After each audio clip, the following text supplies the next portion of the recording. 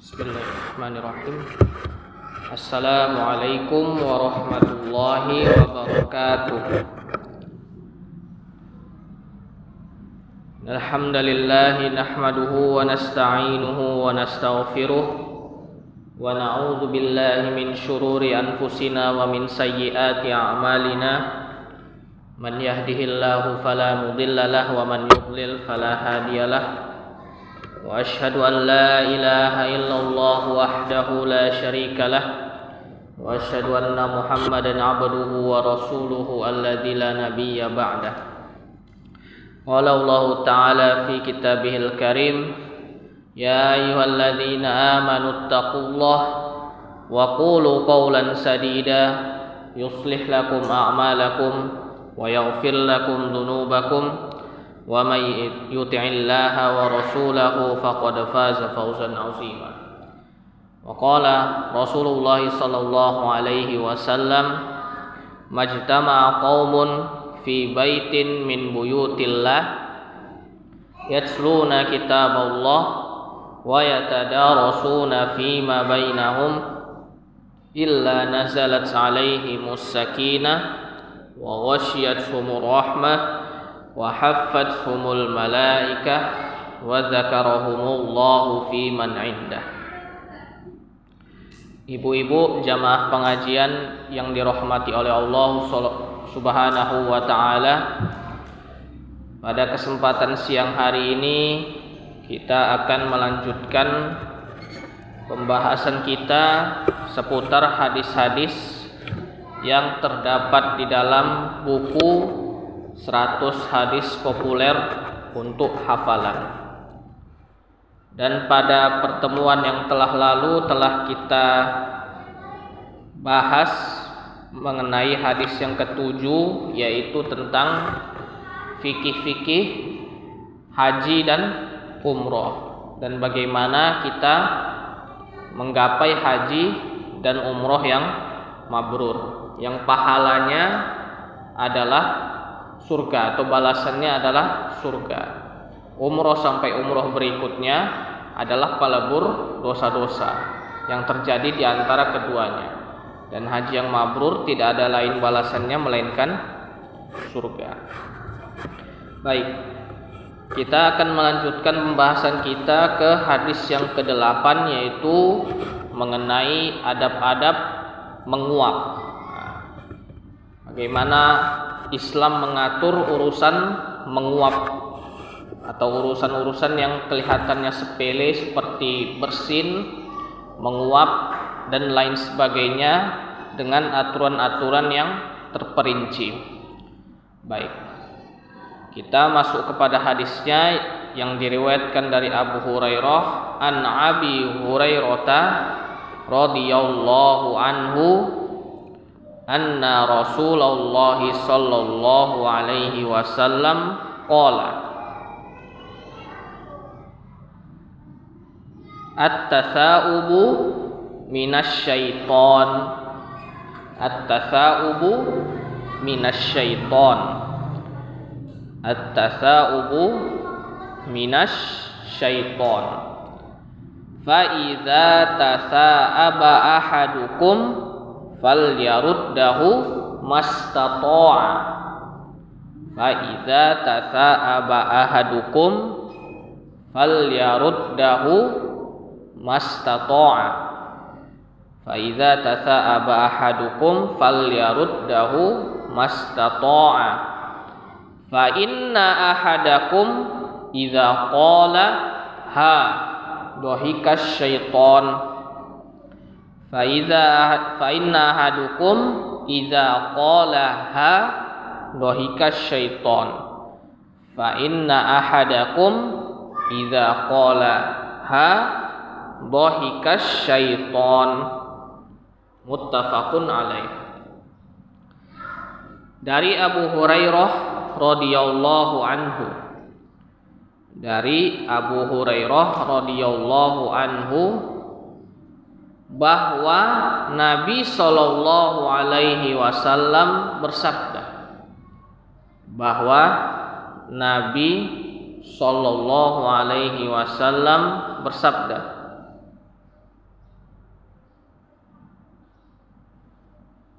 bahwa Nabi Shallallahu Alaihi Wasallam bersabda, menguap itu dari setan.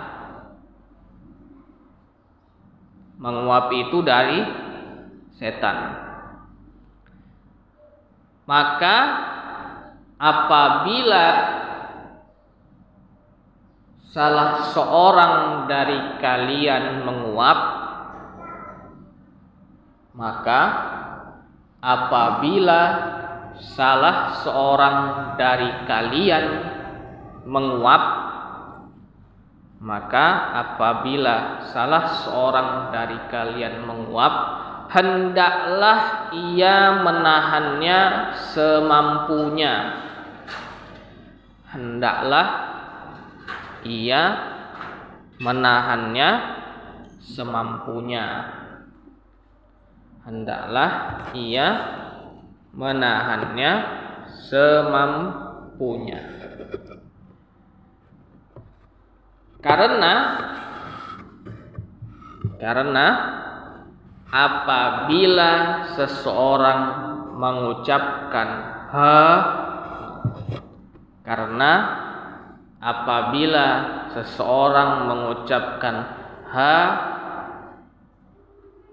maka setan tertawa. Karena apabila seseorang mengucapkan maka setan tertawa.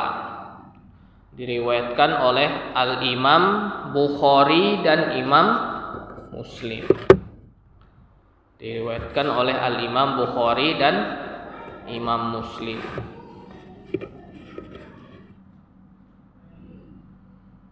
Baik ibu-ibu, kita akan bedah hadisnya sama-sama.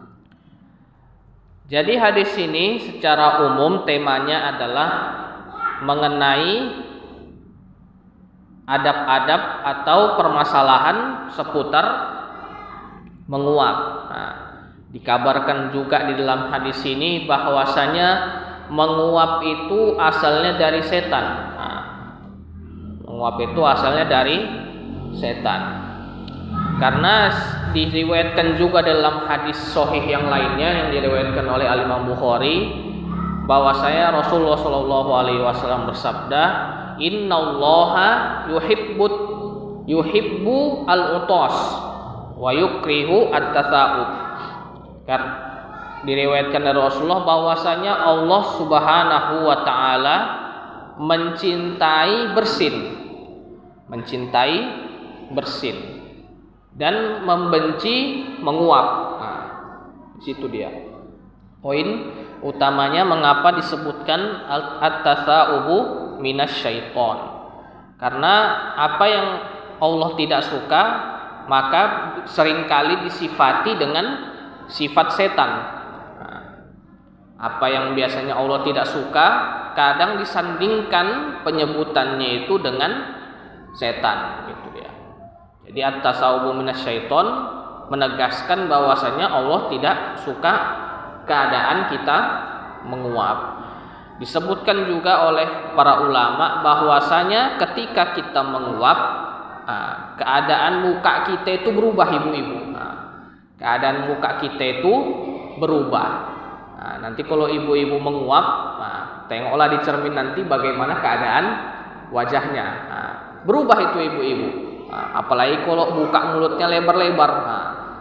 Maka karena keadaan wajah kita yang berubah itu disebutkan oleh para ulama seperti Ibnu Allan As-Siddiqi yang menyarah kita hadis Riyadhus Shalihin, beliau menyebutkan karena sebab itulah setan tertawa nengok muka ibu-ibu atau muka kita semua ketika menguap tidak ditutup atau tidak ditahan menguapnya.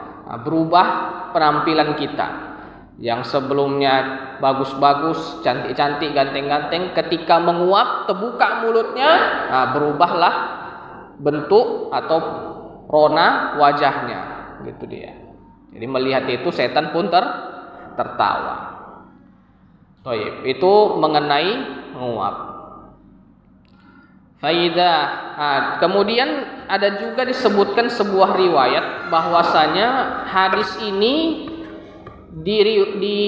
disebutkan oleh Rasulullah menanggapi keadaan seseorang yang menguap ketika sholat. Nah ini ibu-ibu. Jadi diantara asbabul wurudnya hadis ini, diantara sebab diriwayatkannya hadis ini adalah ada seseorang sahabat yang bercerita kepada Rasulullah mengenai menguap ketika sholat. Nah itu ya, menguap ketika sholat. Bagaimana dan apa yang harus dilakukannya ketika menguap. Maka Rasulullah pun menyebutkan at-tatha'ubu minas syaiton. Menguap kalian di dalam sholat itu adalah dari setan.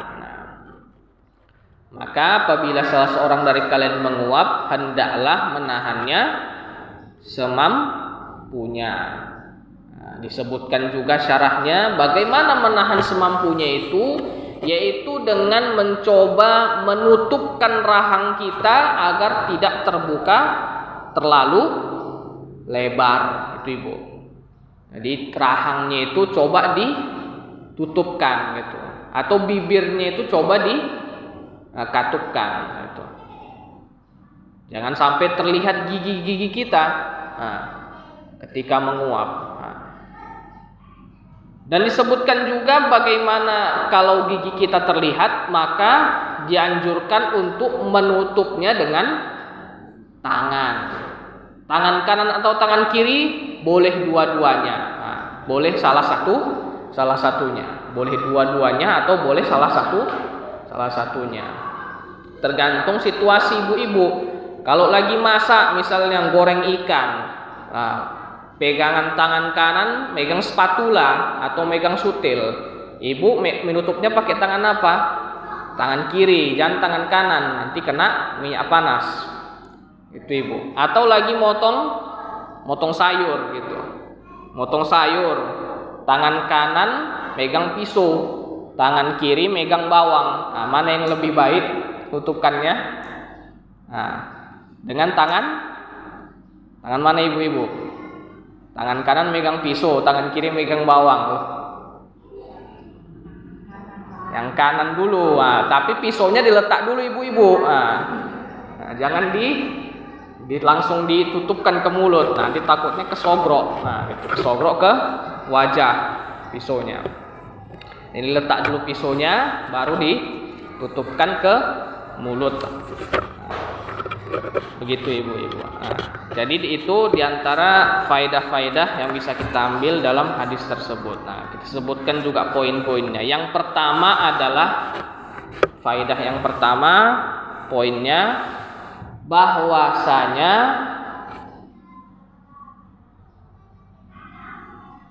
Allah mencintai bersin dan membenci menguap. Itu ibu. Apa alamatnya atau apa tandanya Allah mencintai bersin? Ketika kita bersin, kita mengucapkan alhamdulillah, zikir di situ. Ketika diperintahkan zikir di suatu keadaan, maka ada kalanya Allah mencintai perilaku tersebut. Itu ibu.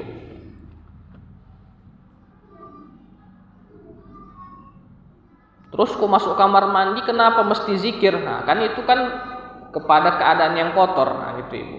Muncul pertanyaan mungkin.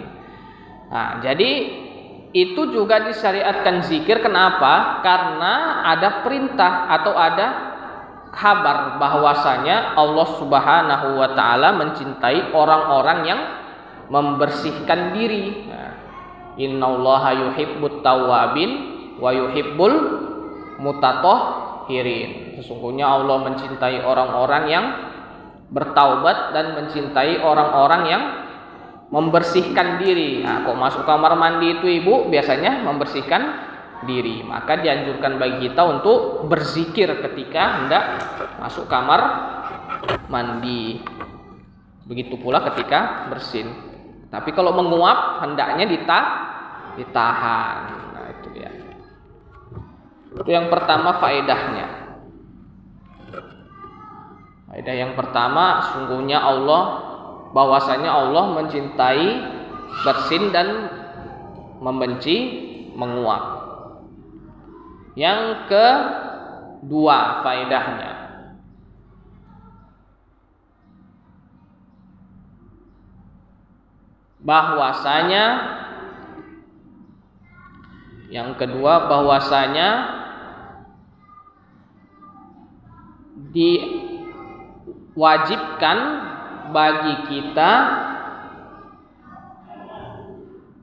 bahwasanya diwajibkan bagi kita untuk menahan diri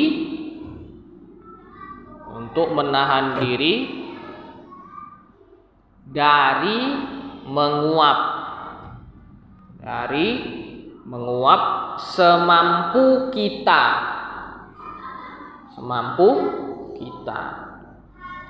Mengapa disebutkan semampu kita? Karena menguap itu Ibu suatu keadaan yang tak mungkin ditahan secara mutlak. Nah, itu dia. Nah, jadi suatu keadaan yang tak mungkin ditahan secara mutlak. Nah, orang menguap itu payah ditahannya Ibu. Nah, kadang ya semampu kita lah itu. Kadang kelepasan, kadang juga bisa kita tahan. Tapi itu suatu keadaan yang tidak bisa ditahan secara mutlak. Maka disebutkan oleh Rasulullah semampu kita. Itu yang kedua Ibu. Yang ketiga faedahnya adalah dianjurkan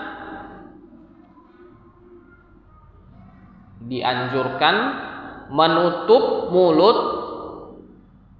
dengan tangan ketika menguap.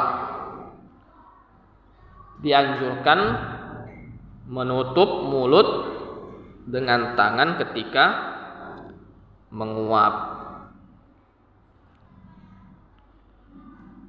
Dianjurkan menutup mulut dengan tangan ketika menguap.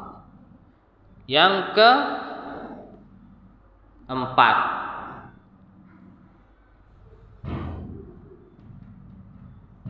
keempat faedahnya merupakan suatu yang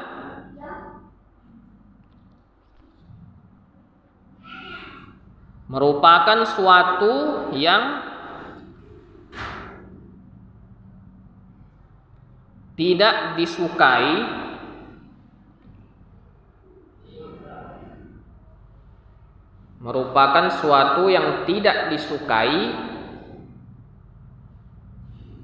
bersuara ketika menguap.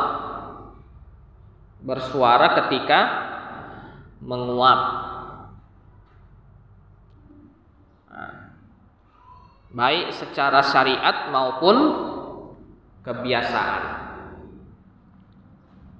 Merupakan hal yang tidak disukai bersuara ketika menguap, baik secara syariat maupun keadaan. Kalau secara syariat, inilah dalilnya ibu-ibu. Nah, bahwasanya apabila seorang mengucapkan ha ketika menguap, maka setan akan tertawa. Nah, secara keadaan pun atau secara kebiasaan pun, ketika kita mendengar seorang menguap dengan bersuara, itu merupakan alamat dari kemalasan. Nah, itu dia. Sebagaimana disebutkan oleh ulama yang mensyarah hadis ini, diantaranya adalah di syarah Riyadhus Shalihin. Sebutkan bahwasanya diantara alamat atau tanda-tanda kemalasan adalah bersuara ketika sedang menguap.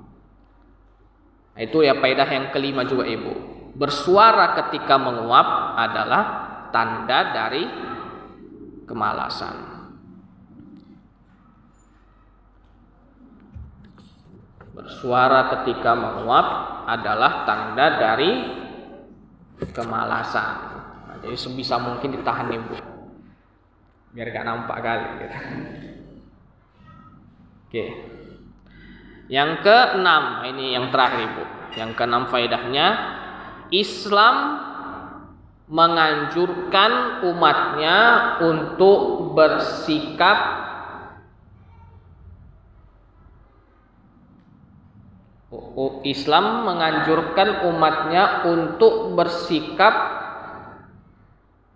rajin.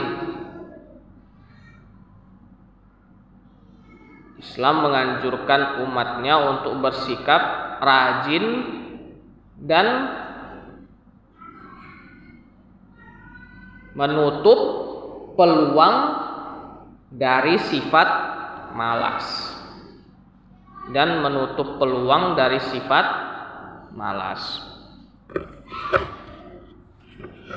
Itu Ibu. Wallahu taala alam. Kemudian kita masuk kepada hadis yang ke 9 yang temanya adalah mengenai motivasi berbuat baik kepada sesama atau motivasi menolong sesama. Hadis ini juga diriwayatkan oleh Abu Hurairah radhiyallahu anhu dari Nabi sallallahu alaihi wasallam bersabda, As-sa'i 'alal armalati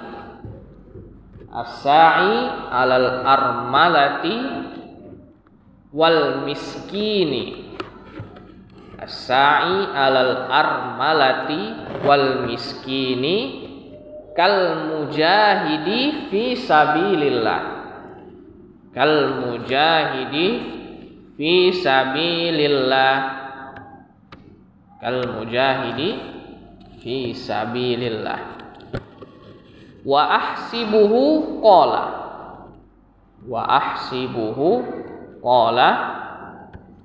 wa kal qaimi la yafturu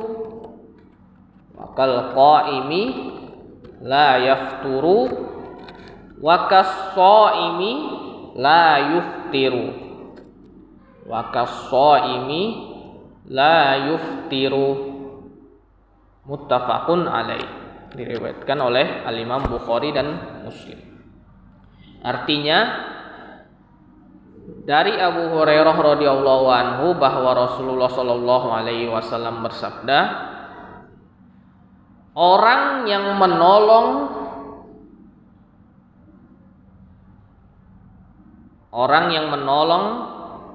janda, orang yang menolong janda, anak-anak terlantar, dan orang miskin.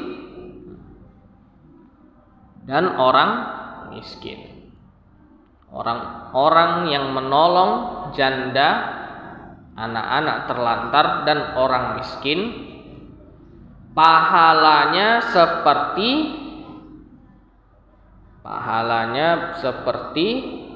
berjihad fi sabilillah.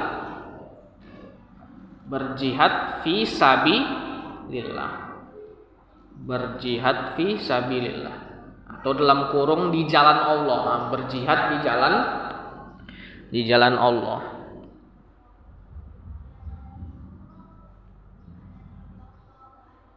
Berjihad di jalan Allah. Abu Hurairah pun berkata, dan aku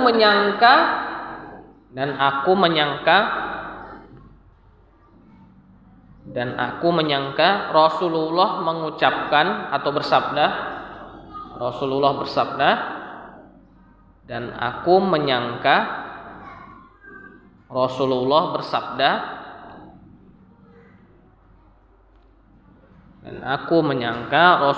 bersabda seperti orang-orang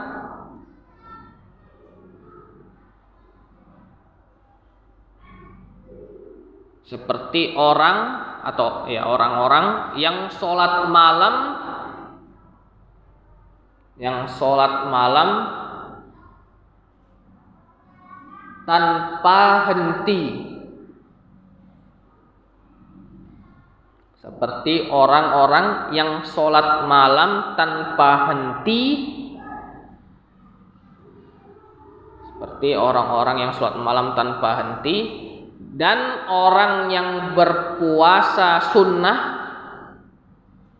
dan orang yang berpuasa sunnah tanpa berbuka,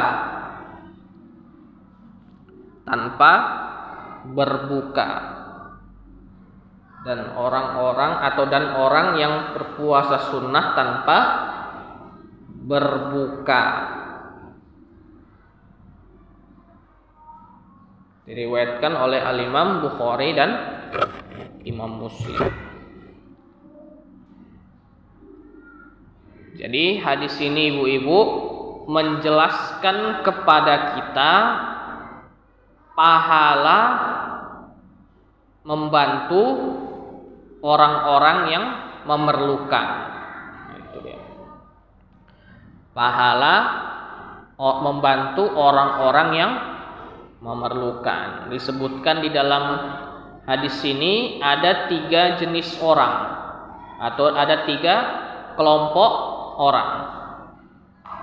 Yang pertama adalah kelompok atau golongan janda atau armilah.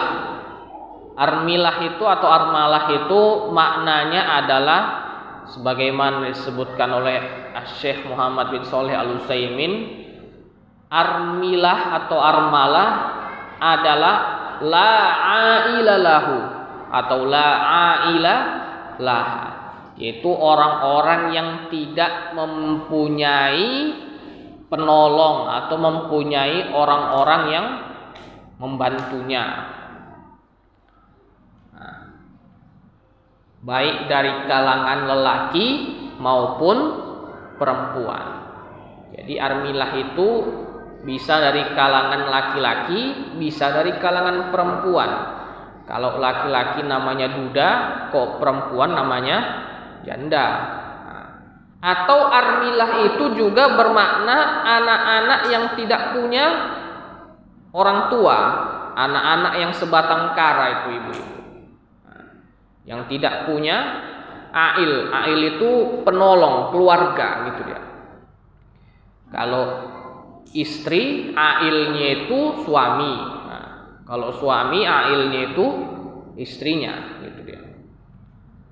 Kalau istri, ailnya suami dalam rangka mencari nafkah. Kalau suami, ailnya istri dalam rangka membesarkan anak-anak gitu dia. Jadi sama-sama memerlukan satu sama lainnya. Jadi ini golongan yang disebutkan pertama kali, yaitu armilah, yaitu baik janda maupun duda dan anak-anak terlantar yang tidak mempunyai penopang hidup. Nah, makan susah gitu ibu-ibu, mau ngapa-ngapain susah, kebutuhan-kebutuhan pokoknya atau keperluan-keperluan yang mendasarnya tidak dapat terpenuhi secara sempurna. Maka inilah golongan pertama yang mesti ditolong. Kemudian golongan yang selanjutnya adalah al-miskin, yaitu orang-orang miskin. Makna miskin di sini termasuk juga di dalamnya orang fakir.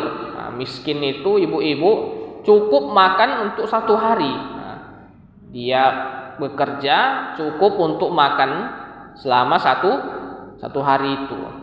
Adapun kalau orang fakir, dia bekerja pun makan tak cukup. Nah, itu ibu. Itu perbedaan antara fakir dan miskin. Namun jika disebutkan hanya miskin, nah, maka termasuk di dalamnya juga fakir, gitu ibu. Disebutkan fakir, maka termasuk di dalamnya juga miskin, gitu. Kalau disebutkan fakir miskin, nah maknanya masing-masing. Fakir, yang miskin. Kalau miskin maknanya cukup makan satu hari. Tapi kalau fakir tidak cukup untuk makan satu hari. Itu Ibu. Nah, disebutkan juga di sini kenapa dibedakan antara armilah dengan miskin, Ibu. Nah, apa bedanya? Mana yang lebih berat di sini atau lebih dikhususkan? Nah, karena ada orang miskin sekaligus armilah, itu Ibu. Itu golongan yang paling memerlukan bantuan kita atau uluran tangan kita. Armilah sekaligus miskin. Yang kedua adalah golongan yang miskin tapi dia bukan armilah. Nah, itu dia. Yang pertama tadi golongannya armilah sekaligus miskin. Sebatang kara, tidak punya penyokong hidup, tidak punya orang yang menolongnya. Nah, sekaligus dia juga miskin. Nah, itu sangat memerlukan bantuan kita. Yang kedua miskin tapi dia bukan armilah. Nah, itu dia. Miskin tapi dia bukan armilah. Nah, ini dia tingkat yang kedua.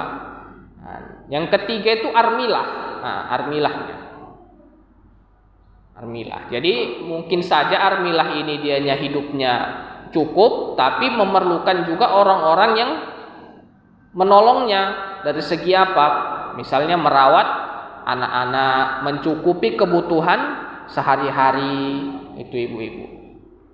Karena ada kalanya armilah ini dianya mungkin dia cukup untuk makan satu hari itu, tapi sekolah anaknya kurang, gitu ibu. Ada juga yang dianya itu mungkin sekolah anaknya cukup, tapi dia makannya pun kurang. Maka kita bantu dari segi yang diperlukan oleh armilah tersebut. Nah, itu ibu-ibu. Kal mujahidi fi sabilillah, seperti orang-orang yang berjihad di jalan Allah. Nah, ini sama kedudukannya ibu-ibu. Pahalanya juga mirip. Nah, itu dia, seperti orang yang berjihad di medan juang, medan perang, mempertahankan agama Islam. Kenapa disetarakan pahalanya ibu-ibu? Mengapa disetarakan pahalanya orang-orang yang menolong orang-orang yang memerlukan dengan jihad fisabilillah? Karena daya dan upaya yang dikeluarkan ketika membela orang-orang yang memerlukan dengan membela agama Islam itu serupa, baik dari segi tenaga, baik dari segi dana maupun dari segi pikiran. Itu ibu, mirip dia. Tetapi jihad tentunya ada pahala khususnya ibu-ibu. Nah, ada pahala khususnya, apalagi yang berkaitan dengan di medan perang. Nah, itu dia, yang terbunuh di medan jihad itu ada kekhususannya. Tetapi dari segi pahalanya mirip, gitu, serupa.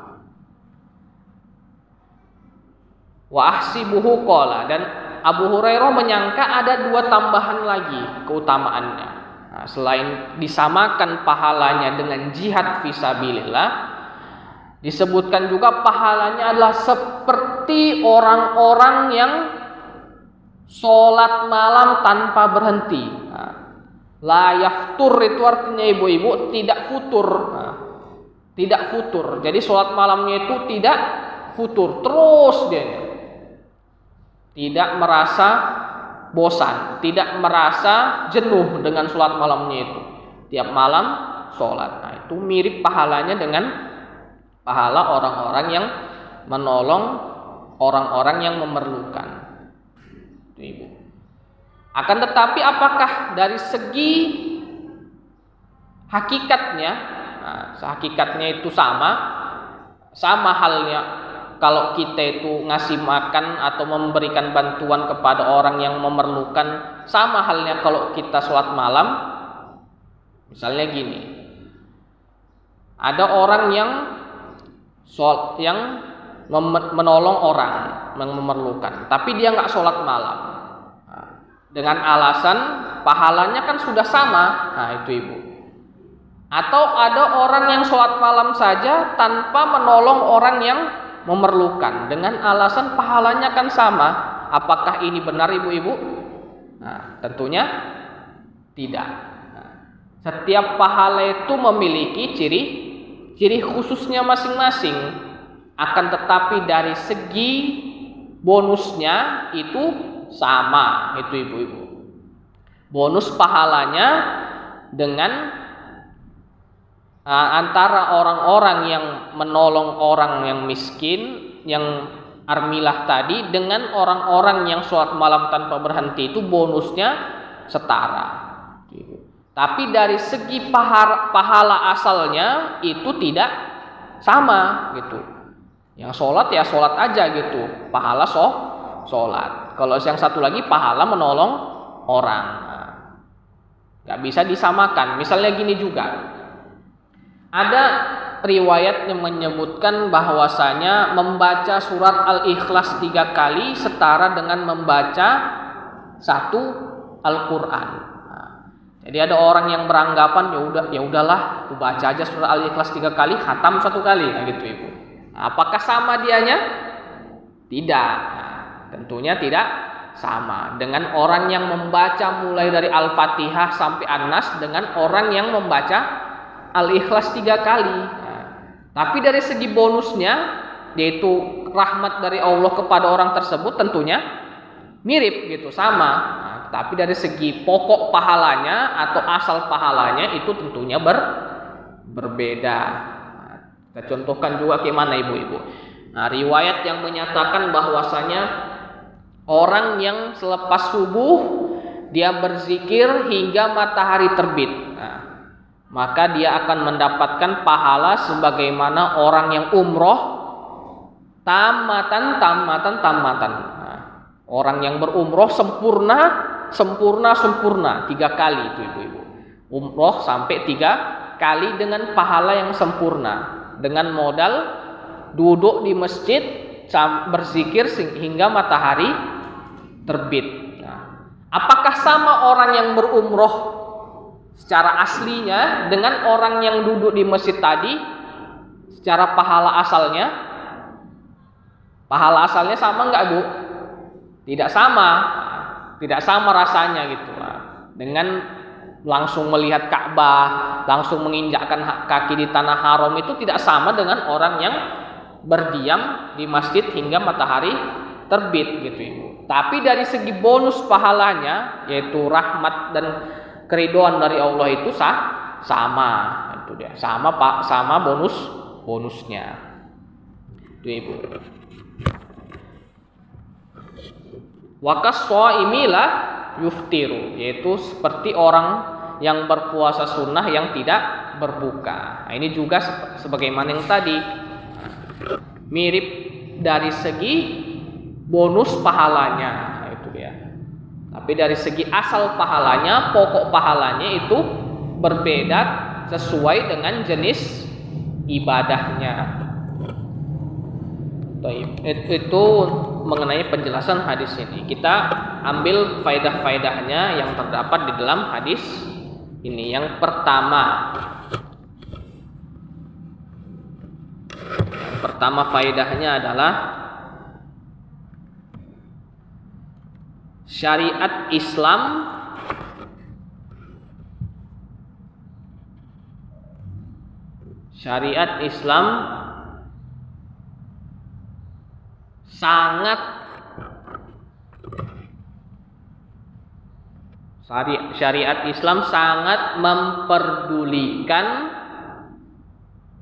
sangat memperdulikan urusan sosial. Syariat Islam sangat memperdulikan urusan sosial, terutama yang berkaitan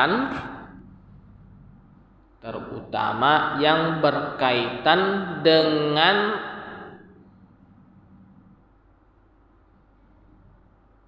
orang-orang yang memerlukan.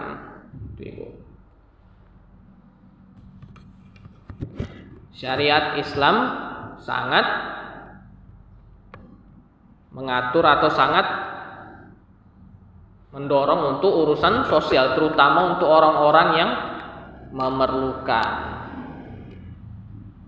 Bahkan di banyak riwayat itu ibu-ibu, tidak cuma di hadis ini, itu banyak sekali yang menganjurkan agar kita itu memperhatikan urusan-urusan sosial.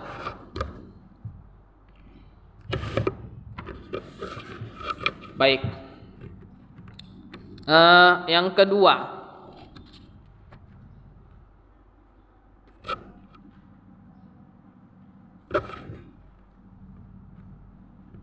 di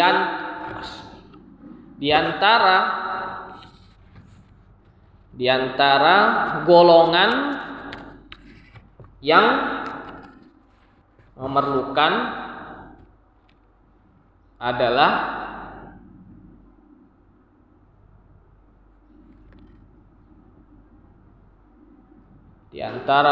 golongan yang memerlukan adalah para janda, anak terlantar, dan orang miskin. Itu juga diatur di dalam konstitusi negara kita ini, ibu-ibu. Para anak-anak terlantar dan orang miskin itu diatur kehidupannya atau dijaga kehidupannya oleh negara, itu ibu. Tapi apakah kita berlepas diri terhadap hal tersebut? Tidak, tetap kita bantu. Para orang-orang miskin dan anak terlantar dipelihara kehidupannya oleh negara. Itu konstitusi negara kita ini, Bu. Sebagaimana juga disebutkan di dalam hadis ini. Itu yang kedua. Yang ketiga,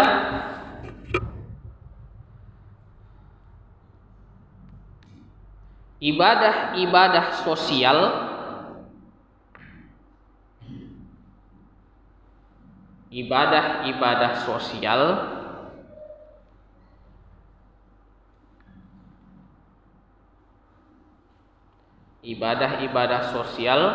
manfaatnya lebih menyeluruh. Ibadah-ibadah sosial manfaatnya lebih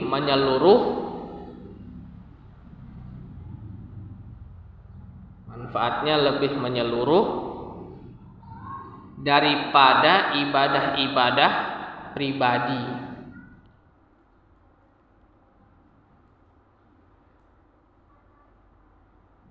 Ibadah-ibadah sosial manfaatnya lebih menyeluruh daripada ibadah-ibadah pribadi. Ibadah-ibadah sosial itu bagaimana, ibu-ibu? Yang berkaitan dengan hablum minan nas, gitu dia. Itu lebih menyeluruh manfaatnya.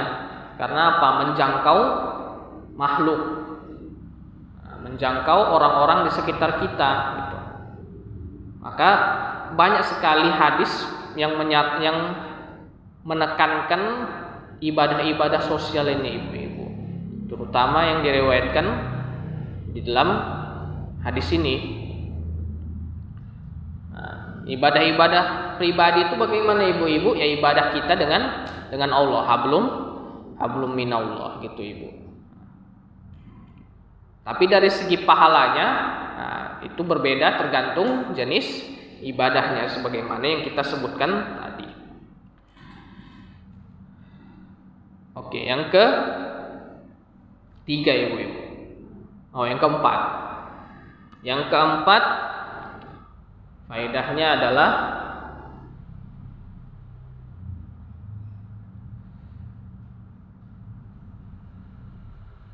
pokok pahala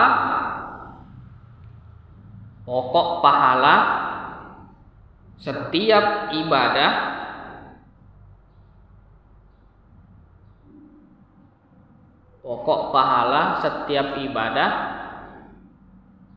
bergantung kepada jenisnya.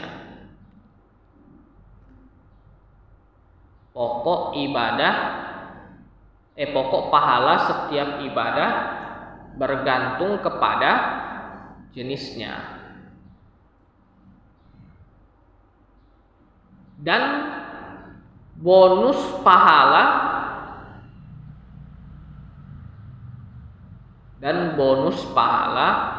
dapat menyerupai satu sama lainnya. Itu kaidah. Pokok pahala berbeda sesuai jenis ibadahnya, dan bonus pahala apa tadi? Bonus pahala sama apa tadi, Ibu? Antara satu sama lainnya. Oke, itu yang keempat. Yang kelima,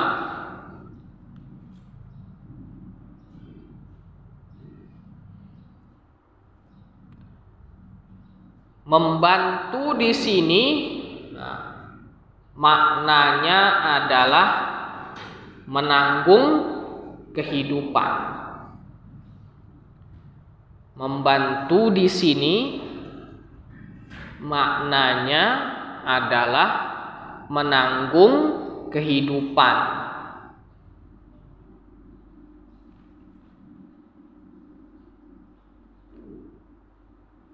Membantu di sini maknanya adalah menanggung kehidupan orang-orang yang memerlukan, itu Ibu. Jadi gak sekedar sekali dua kali saja gitu, tetapi menanggung kehidupannya gitu. Jadi kita terhubung dengan orang-orang tersebut. Gitu. Ada tanggungan dari kita untuk mereka.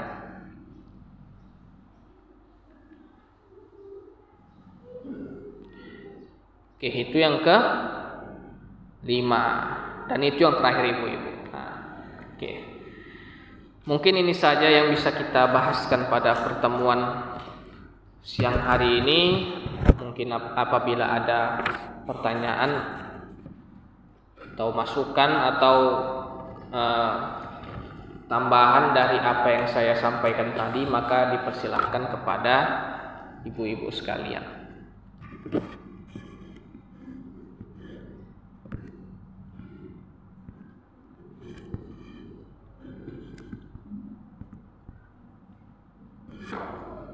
Ya, mungkin tadi saya ada menyampaikan materinya kurang gitu, ada dari ibu-ibu yang memiliki tambahan info atau tambahan ilmu, maka dipersilahkan juga. Ya, silahkan Ibu.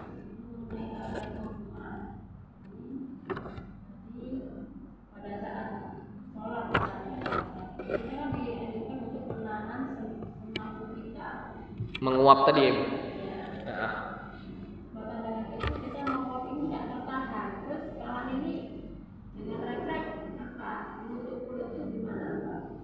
Oh, baik.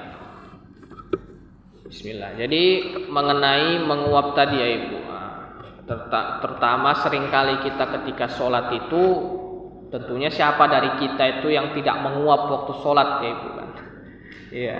Tentunya pasti di jam-jam kritis kayak misalnya subuh, zuhur, asar, itu biasanya mulai datang kantuk itu.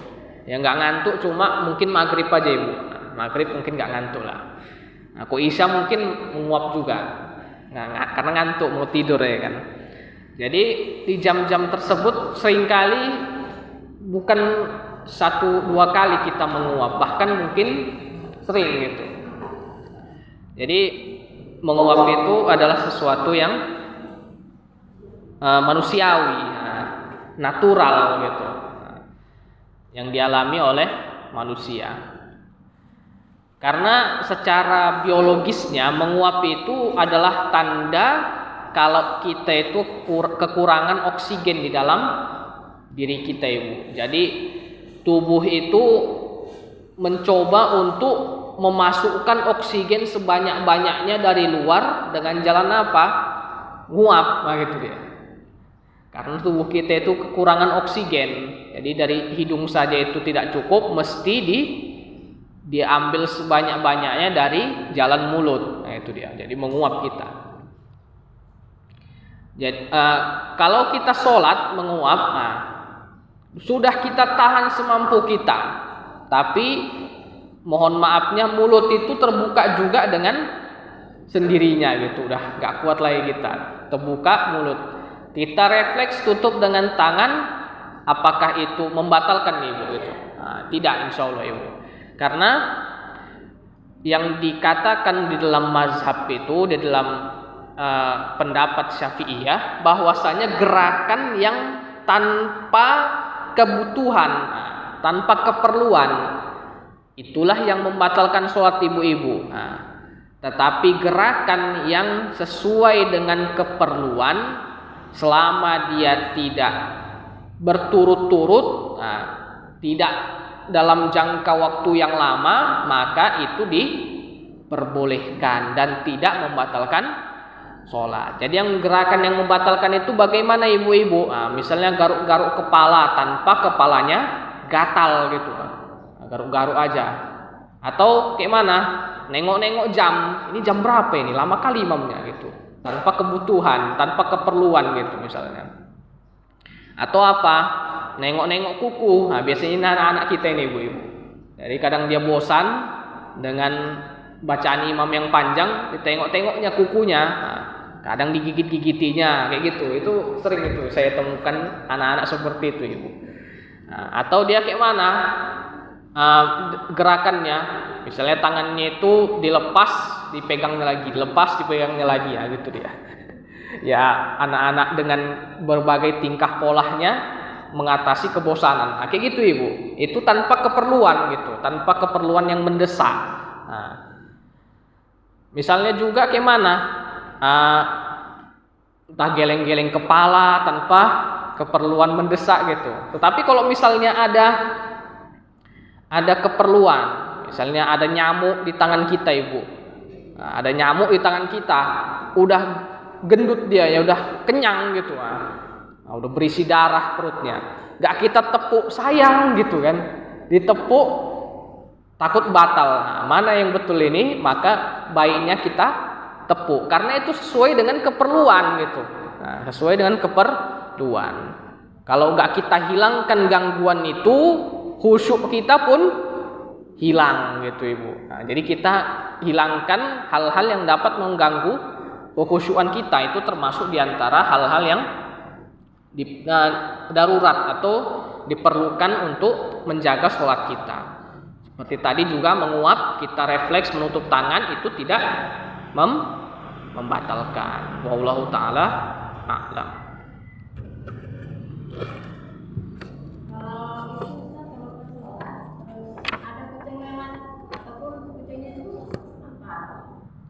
Duduk di tempat sajadah, itu batalkah atau gimana? Kucing duduk di tempat sajadah. Kita geser, ini kakinya tuh geser gitu.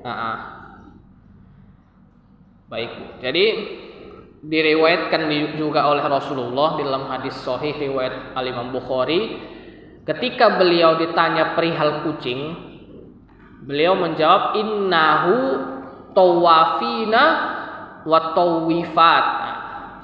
Sesungguhnya kucing itu adalah makhluk-makhluk yang sering berkeliling di sekitar kalian, baik betina maupun jantannya. Jadi di sini Rasulullah menegaskan apa? Bahwasanya itu tidak mengganggu sesuatu ibadah kalian gitu. Kalau sholat misalnya kita singkirkan kayak tadi, itu tidak membatalkan dengan najisnya gitu. Asalkan dia memang tidak terlihat memang betul ada najisnya itu ibu. Kita singkirkan dia, tetap kita lanjutkan sholat kita. Itu ibu, boleh.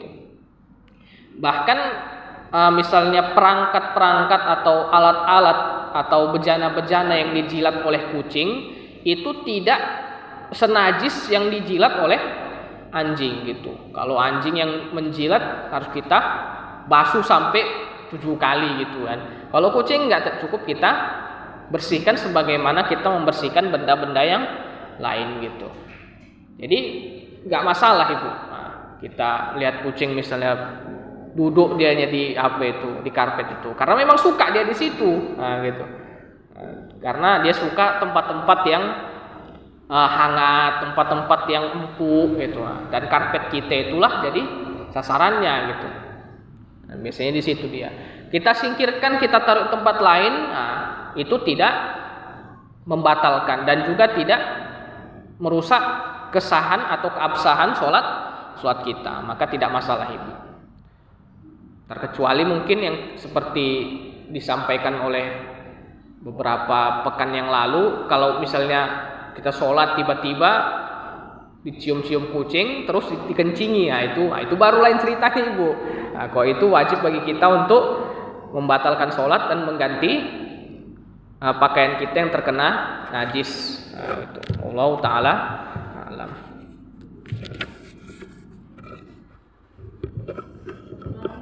Ya silahkan ibu. Gak apa-apa ibu, itu bagus itu. Iya.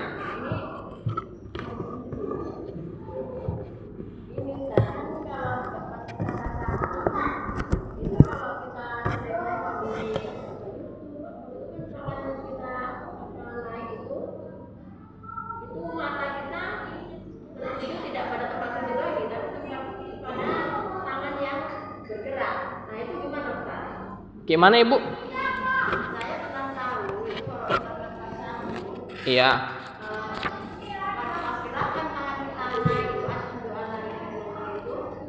mata tadi tidak tertuju kepada tempat sujud lagi, tapi berpindah pada tangan yang terangkat. Nah, itu gimana? Iya. Nah, Itu sejak atau dimulai di awal atau memang atau di awal sampai akhir? Nah, menuju maju aja bukan? atau ibu.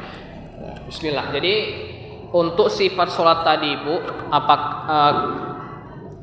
kalau kita tasyahud maka kita memusatkan pandangan kita kepada telunjuk yang kita gerak-gerakkan atau kita jadikan sebagai tasyahud tadi, bukan kepada tempat sujud. Nah, jadi benar itu ibu. Jadi mesti kita pusatkan pandangan kita ke situ.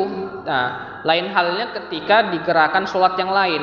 Kalau kita berdiri, kita arahkan pandangan ke tempat sujud, rukuk juga ke tempat sujud, sujud di tempat sujud juga gitu, dan juga duduk di antara dua sujud. Terkecuali untuk satu keadaan yaitu tasyahud. Nah, dimulainya kapan? Mulai dari kita asyhadu alla ilaha illallah atau mulai kita dari at-tahiyatul lillah. Bagi yang mengangkat telunjuknya itu di awal atau mulai dari at-tahiyatul lillah. Kalau yang mengangkat telunjuknya itu di asyhadu alla ilaha illallah, maka dari situ sampai kapan? Sampai selesai tasyahud. Nah, kemudian kita settingannya ke awal lagi, Bu. Nah, kembali ke tempat sujud lagi. Nah, wallahu taala alam.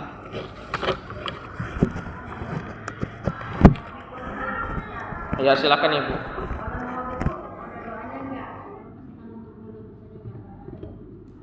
Nah, kalau doanya sendiri itu tidak ada riwayatnya Ibu. Maksudnya tidak ada sunnahnya.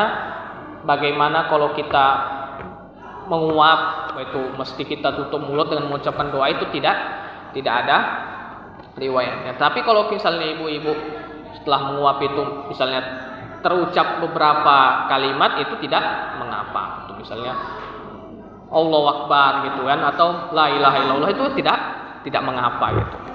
Tapi dari segi sunnahnya tidak dianjurkan gitu mengucapkan doa-doa atau zikir-zikir yang tertentu. Ibu. Allah Ta'ala alam, mungkin ini saja yang bisa saya sampaikan. Lebih dan kurangnya saya mohon maaf. Apabila itu berupa ilmu yang bermanfaat dan hidayah yang mengajak kita kepada ibadah kepada Allah Subhanahu wa Ta'ala, maka itu adalah hidayah dari Allah Subhanahu wa Ta'ala dan ilmu yang bermanfaat. Atau apabila berupa kekurangan berupa penyampaian dan mungkin materi yang dirasa kurang, maka itu dari diri saya pribadi. Kepada ibu-ibu saya minta maaf, dan kepada Allah Saya minta ampun. Saya tutup dengan doa kafaratul majlis. Subhanakallahumma bihamdihi, subhanakallahumma bihamdika, asyhadu an la ilaha illa anta, astaghfiruka wa atubu ilaik. Assalamualaikum warahmatullahi wabarakatuh.